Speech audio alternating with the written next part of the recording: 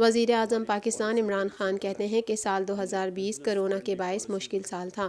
لوگوں کو اپنی پالیسیوں کے ذریعے بھوک سے بچایا۔ پاکستان صحیح سمت میں ترقی کر رہا ہے۔ حکومت کا مقصد ملک کو فلاحی ریاست بنانا ہے۔ عمران خان کا کہنا تھا کہ ہم نے کرونا کے خلاف جنگ کا ڈٹ کر مقابلہ کیا، نہ صرف لوگوں کی زندگیاں بچائیں بلکہ بھوک سے بھی محفوظ رکھا۔ پاکستان کو فلاحی ریاست بنانے کی جانب بڑھ رہے ہیں۔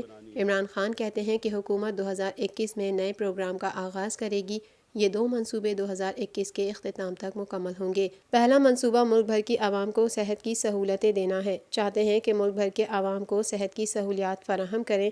وزیر اعظم عمران خان نے رواں برس احساس پروگرام کے تحت کوئی بھوکا نہ سوئے منصوبہ شروع کرنے کا بھی اعلان کیا۔ انہوں نے کہا کہ احساس پروگرام سے غریب عوام کو سماجی تحفظ اور صحت کارڈ کی سہولت میسر آئے گی۔